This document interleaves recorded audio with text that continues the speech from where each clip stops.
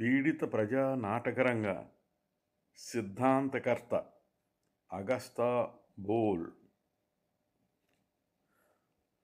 అందరికీ వందనాలు. తెలుగు నాటకరంగ అభివృద్ధికి నేను 125 వ్యాసాలు వ్రాశాను.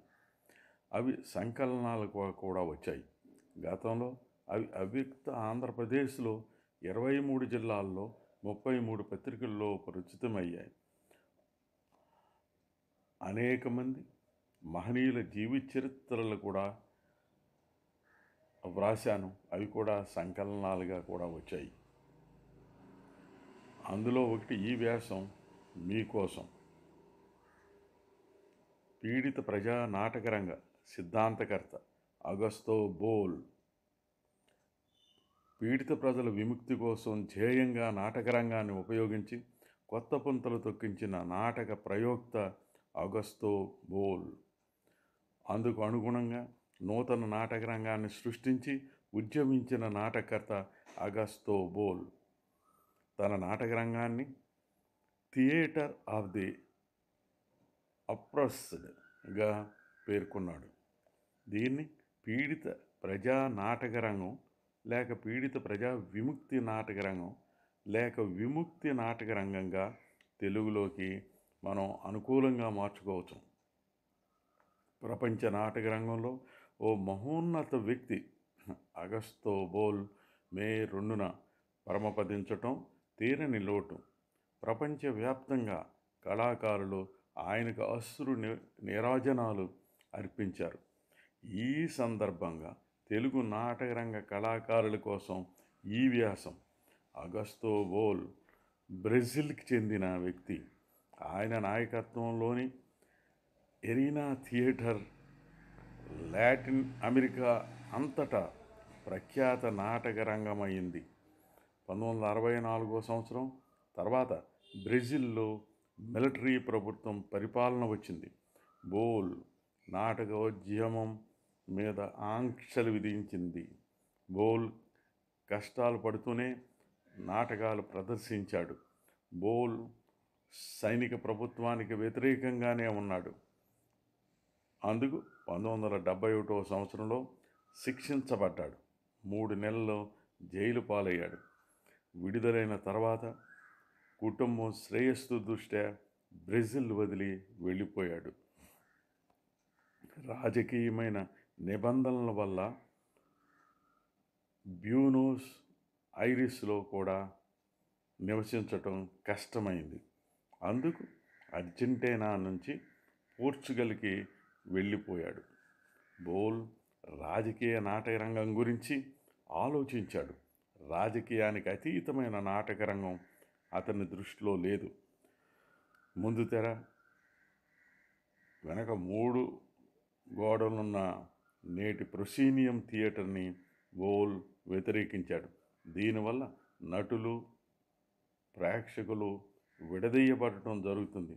అందువల్ల ప్రేక్షకులను ఏ అనుభూతులు లేని వాళ్ళుగా చేసే నిర్లక్ష్యం చేస్తుంది.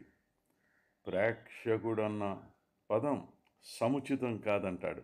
నాటకరంగంలో ప్రేక్షకులను కలుపుకుపోతేనే కానీ దానికి పరిపూర్ణత రాదంటాడు. ఆయన సిద్ధాంతంలో ప్రేక్షకులకు నటులకు మధ్య అడ్డుగోడలు లేవని, అందరూ ప్రదర్శకులే అని అంటాడు. నటులు ప్రేక్షకులు అవుతారు, ప్రేక్షకులు నటులు అవుతుంటాడు అంటాడు.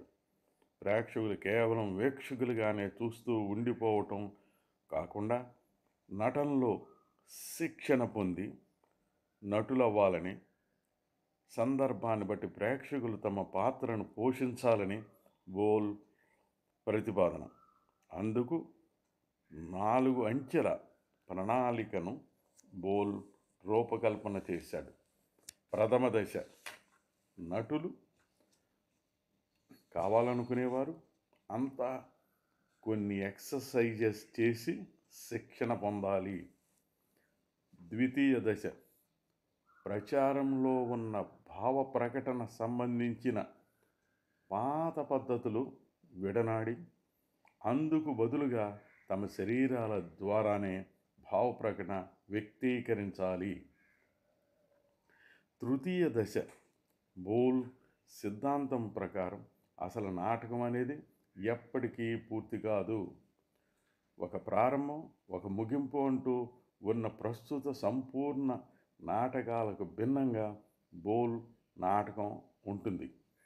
సంపూర్ణమైన నాటకానికి బోల్ వ్యతిరేకం.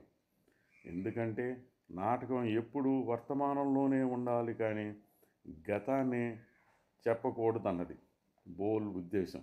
నాటకం ఎప్పుడు వర్తమానంలోకే నడుస్తున్నప్పుడు అది ఎలా పూర్తవుతుందో ఎవరూ చెప్పలేరు. బోల్ ఉద్దేశిస్తున్న నాటక రంగం ప్రధానంగా పీడిత జనాలది. బూర్జువా వర్గాలకి తమ తమ జీవితాలు మొదలు ముగింపు ముందుగానే స్థిరపడి ఉంటాయి. కనుక వాళ్ళు నాటక రంగం అదే విధంగా రాయబడి ఉంటుంది. కానీ పోరాటం చేసే అట్టడుగు వర్గాలకి తమ భవిష్యత్తు ఎలా రూపుదిద్దుకుంటుందో ఖచ్చితంగా తెలియదు. కాబట్టి వాళ్ళ నాటకానికి ముగింపు సైతం స్పష్టంగా సిద్ధంగా ఉండదంటాడు బోల్. అందువల్ల ముందుగానే వ్రాయబడ్డ నాటక ప్రతి బోల్ నాటక రంగానికి నప్పదు. అందులో వస్తువు సమకాలీన సమస్యకు చెందినదై ఉండాలి. నాటక రచన నాటక ప్రయోగంతో పాటుగానే కొనసాగాలి. సమస్యను ప్రతిబింబించే విధంగా ప్రేక్షకుల సలహాలు, సూచనలతో నటులు అప్పటికప్పుడు ఇతివృత్తాన్ని, సంభాషణల్ని సమకూర్చుకుంటూ తమ నటనకు మెరుగులు దిద్దుకుంటారు. సమస్యలోనూ నటుల పాత్రలను రూపుదిద్దడంలోనూ తమ ఉద్దేశాలతో, చర్చలతో కల్పించుకుంటూ ప్రేక్షకులు నాటక ప్రదర్శనలో భాగస్వాములవుతారు. అంతిమంగా ఇలా ప్రేక్షకులే నటులని, రచనని కూడా రూపుదిద్దుతారనే మాట. చతుర్థ దశ. ఈ దశని థియేటర్ ఆఫ్ డిస్కోర్స్గా నామకరణం చేశాడు. దీన్ని మనం చర్చా నాటక రంగంగా తెలుగులో అనుకోవచ్చు. దీనిలో సప్తవిధ రూపకాలను అంటే నాటకాలను పేర్కొన్నాడు. అందులో మచ్చుకు కొన్ని.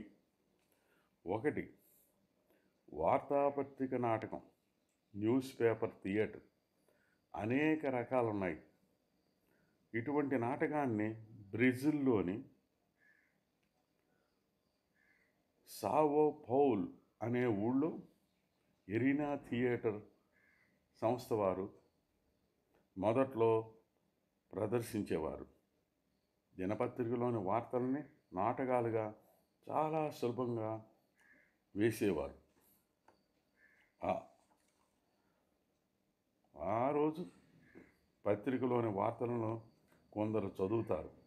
వాటికి మూకాభినయంలో నటులు ఆ వార్తలు ఏ సందర్భంలోనివో, అక్కడ యథార్థంగా జరిగిన సంఘటనలు ఎలా అంటివో నటిస్తారు. అక్కడ జరిగిన సంఘటనలకి, పత్రికలో ముద్రించిన వార్తలకి ఎలాంటి కనెక్షన్ ఉండదు. వీక్షకులకు ఈ పత్రికల్లో వార్తలు ఎంత అసత్యమైనవో బట్టబయలవుతాయి. ఆ ఇద్దరు నటులు మూకాభినయంగా నిలబడి 2 వార్తాంశాలని చెరొకసారి చదువుతారు. ఒక వార్త ఇంకొక వార్తని వివరిస్తూ, వ్యాఖ్యానిస్తూ, తద్వారా వాటికి నూతన దృక్పథాన్నిస్తుంది. 2.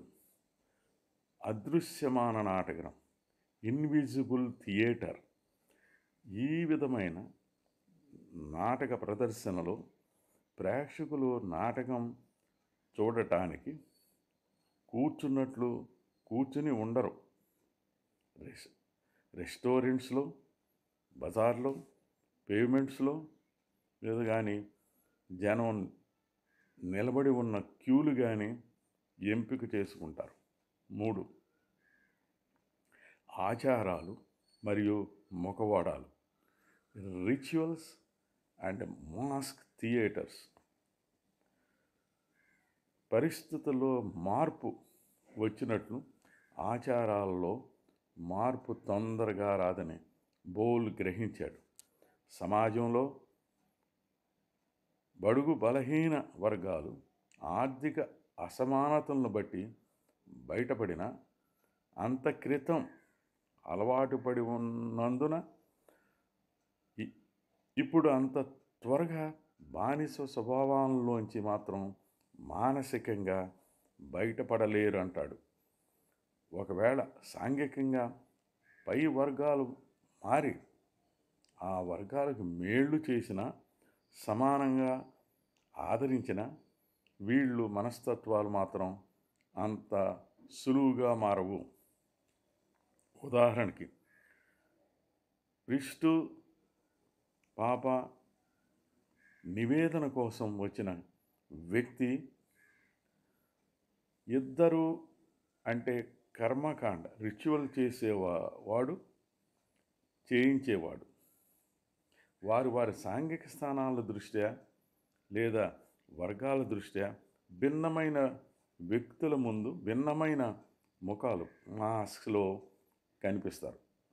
దీన్ని ఇద్దరు ప్రతిభావంతున్నట్లు 4 విధాలుగా ఈ సన్నివేశాన్ని చేస్తారు. 1. ప్రీస్టు వ్యక్తి ఇద్దరు భూస్వాములే అయితే. 2. ప్రీస్టు భూస్వామి వ్యక్తి సామాన్య రైతు అయితే. 3. ప్రీస్టు సామాన్య రైతు వ్యక్తి భూస్వామి అయితే. 4. ప్రీస్టు వ్యక్తి సామాన్య రైతులైతే. ఈ విధంగా ప్రదర్శించిన 4 దృశ్యాల్లోనూ వాళ్ళ ప్రవర్తనలో విపరీతమైన తేడా కనిపిస్తుంది. బౌల్ అందుకని ఇటువంటి సన్నివేశాలను ప్రదర్శించే పద్ధతిని ఆచారాలు మరియు ముఖవాడములు, రిచువల్స్ అండ్ మాస్క్ అని వర్గీకరించారు. బౌల్ అభిప్రాయంలో నాటకరంగం విప్లవ సాధనలో ఒక అతి ముఖ్యమైన ఆయుధం.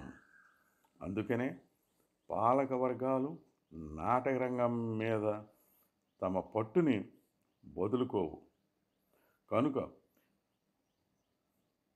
విప్లవాచరణలో భాగంగా పీడిత ప్రజలు తమ విముక్తి పోరాటం క్రమంలో నాటక రంగాన్ని కూడా వశపరుచుకోవాలని ప్రబోధించాడు. బౌల్ మరణించిన ఆయన ఆశయం చనిపోదు. బౌల్ చిరస్మరణీయుడు. ఈ వ్యాసం 2009 జూన్లో ప్రజా సాహితీ పత్రికలో ప్రచురితమైంది. నమస్తే. కొత్తపల్లి బంగారరాజు.